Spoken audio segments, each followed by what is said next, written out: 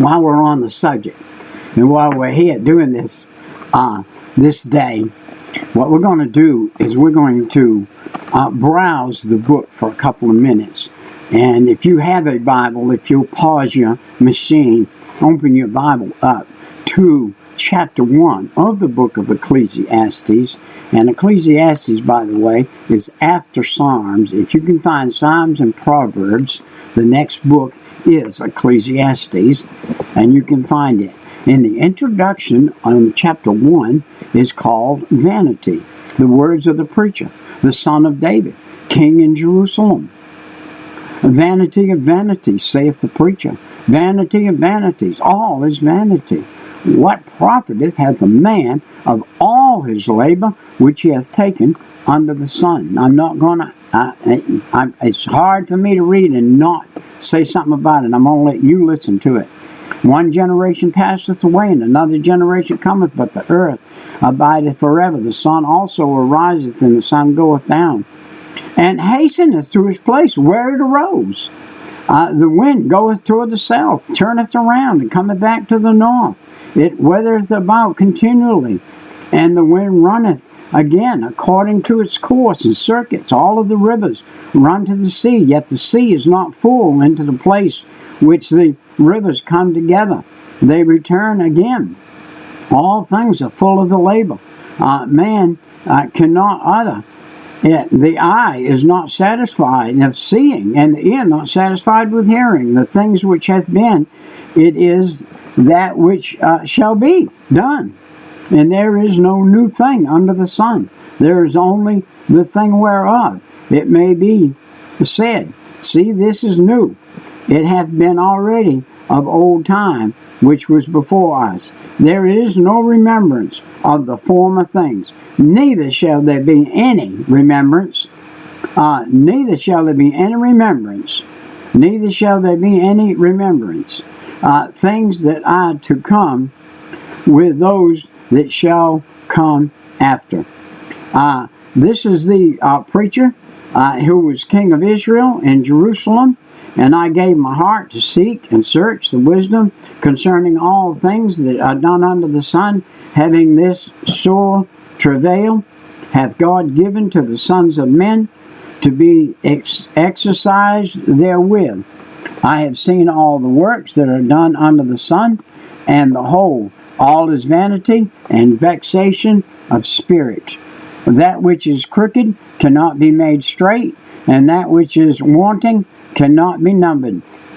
I communed with my own heart, saying, Lo, I am come to a great estate, and have gotten more wisdom than all they that have been before me in Jerusalem. Yea, my heart had great experience of wisdom and knowledge, and I gave my heart to know wisdom and folly. I perceive that this also is vexation of spirit. For in much wisdom is much grief. He that increaseth knowledge increaseth sorrow. And then I said in mine heart, Go to now, I will prove thee with mirth, and therefore enjoy pleasure. And behold, this is also vanity. I said of laughter, it is mad. And of myrrh, what does it? He had laughter and myrrh. He's talking about mainly things you have when you're having pleasure, a man with another woman. I sought in my mind heart to give myself unto wine, yet equating my heart with wisdom, and to lay hold on folly, till I might see what was that good for the sons of man, which they should do under the sun and under the heaven all the days of their life. It made me great works. I builded me houses. I planted vineyards. I made gardens, orchards, and I planted trees in them of all kinds of fruit. I made me pools of water to water therewith, and wood that bringeth forth the trees. I got me servants, maidservants, and had servants born in my house. Also I had great possessions, of great and small cattle above all that were in Jerusalem before me. He was greater than any one man on the earth that ever walked, but he also died. I gathered me also silver and gold, and the peculiar treasures that kings of the provinces. I gat me men singers and women singers, and the delights of the sons of men, as musical instruments of that of all sorts. So I was great and increased more than all that were before me in Jerusalem. Also my wisdom remained with me, and whatsoever mine eyes desired, I kept not from them. I withheld nothing, not my heart from any joy, for my heart rejoiced in all my labor, and this was my portion of my labor. Then I looked on all the works that my hands had wrought, and on the labor that had labored to do, and behold, all was vanity and vexation of spirit, and there was no profit under the sun. All that he had amassed did not make him happy. And turn myself to behold wisdom, and madness, and folly. For what can the man do that cometh after the king, even that which hath been already done? Then I saw that wisdom extolleth folly, as fire as light extolleth darkness. Listen to this verse 13. Then I saw that wisdom extolleth, that means puts away, drives it away, folly, as fire as light extolleth darkness. Wow. Boy, when you turn the light on, darkness is gone. Hey, the wise man's eyes are in his head, but the fool walketh in darkness. And I myself perceived also that one event happened to them all. Then said I in my heart, as it happeneth to a fool, so it happeneth even to me. And why was I then more wise? Then I said in my heart, that is also vanity. For there is no remembrance of the wise more than the fool, forever. Seeing that which is now is the days to come shall be forgotten. And how dieth the wise man as a fool? They both die the same way. Therefore I hated life, because the work that is wrought under the sun is grievous unto me. For all is vanity and vexation of spirit. Yea, I hated all my labor, which I had taken under the sun, because I should leave it unto the man that shall be after me. And who knoweth whether he shall be a wise man or a fool?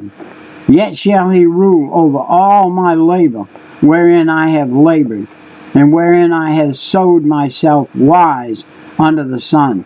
This is also vanity. Therefore I went about to cause my heart to despair of all the labor which I took under the sun. For there is a man who laboreth is wisdom, and in knowledge, and in equity, yet to a man that hath not labored therein shall he leave it for his portion. This is also vanity, and a great evil. For what hath the man of all his labor, and the vexation of his heart, wherein he hath labored under the sun? For all his days are sorrow, and his travail grief. Yea, his heart taketh not rest in the night. This is also vanity. I'm going to read the conclusion in a minute, but that was the end of chapter 2, was verse 23. There is nothing better for a man than that he should eat and drink, and that he should make his soul enjoy good in his labor. This is also, I saw, that it was from the hand of God. If it's from the hand of God, then there's joy in it. For who can eat? Or who else can hasten hereunto more than I? For God gave it to a man that is good in his sight, wisdom and knowledge and joy.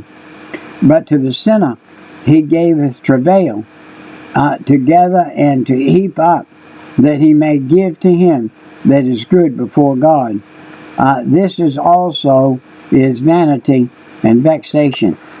Before we get into chapter 3, let me narrate something right here. Here's a man, Solomon, that fed at breakfast time, at dinner time, and at supper time, or at meal time. If they ate one time a day, if they just ate one time a day, he probably fed between 9 and 18,000 people every day. 18,000 people every day that ate a meal. 18,000 meals was prepared for the people, plus the preparers. Man, can you imagine that? To everything there is a season and a time, every purpose under the heaven. A time to be born, a time to die, a time to plant, a time to pluck up that which was planted, a time to kill, a time to heal, a time to break down, a time to build up, a time to weep, a time to laugh and mourn and dance, and the time to cast away stones, and the time to gather stones together, a time to embrace, and a time to refrain from embracing, a time to get, and a time to lose, a time to keep, and a time to cast away, a time to rend, and to sow, a time to keep silent, and a time to speak, a time to love, and a time to hate, a time of war, and a time of peace. What profiteth hath he that worketh in that wherein he laboureth? I have seen the travail which God hath given to the sons of men to be exercised in it. He hath made everything beautiful in his time. Also he hath set the world in their heart, so that no man can find out the work that God maketh from the beginning to the end. I know that there is no good in them, but for a man to rejoice and to do good in his life. And also that every man should eat, drink, and enjoy the good, all of his labor in its gift of God. I know that whatever God doeth shall be forever. Whatever God does now shall be forever. Nothing can be put to it, and anything taken away from it. And God doeth that man should fear him. And James 1:7 in the New Testament talks about that. That which hath been is now, and that which has to be already been. And God requireth it that which is past. Hey, we living in a life that's been lived before by somebody else. And now we're living in it, and we're living in this life. Everything that is right now, he says, has been. There's been another Peter, just like you, a man that lived vanity throughout his young life, and then found God, or God found him, or finally drew him to him, and now he's lived several years in his spiritual life. There's been others just exactly like you, done the same thing. And that's what God rewards that. He rewards that with the fact that what we do in this life after salvation, we will have in heaven. We are laying out treasures in heaven. Will there be some in heaven? The only treasure they have is the gift of God, of eternal life, and have nothing there? Because in the 1,000-year reign, we're going to be used. And I believe with all my heart that what we lay up there now is what we're going to use in that new heaven, in that new earth, to win others to the Lord. There's going to be another generation of people for 1,000 years. There's going to be a group of people on this earth that are going to have the opportunity at the very end of it to accept Jesus Christ or reject. And the Bible said there will be multiple millions of people will die and go to hell from that 1,000-year reign because they refuse to accept Jesus Christ and to follow him. Just like today, there are multiple on this earth that refuse Jesus Christ and refuse to follow him, and they will burn in hell forever because of it. So you and I, who are saved, need to get out here. One a man to the Lord yesterday, one another man to the Lord earlier this week. And so that's 2 this week, then 1 to the Lord. You say, well, how do you help them now? The only thing I could do with them is say, look, I'll never see you again. He's a hitchhiker. He's going somewhere where I've never been, and that's where he's going to be, and I'll never see him again. So what is my responsibility? That is to direct him to get himself into a good church and start following the Lord. And that's between him and God will make his way to do it. And the disciples went from town to town getting converts and making disciples, and they walked off and left them. And they came back later, and they found them following God and doing what they were supposed to. And that's exactly what this earth's about. People say, well, you're making twofold trials of the devil to win somebody and then not school them or do whatever.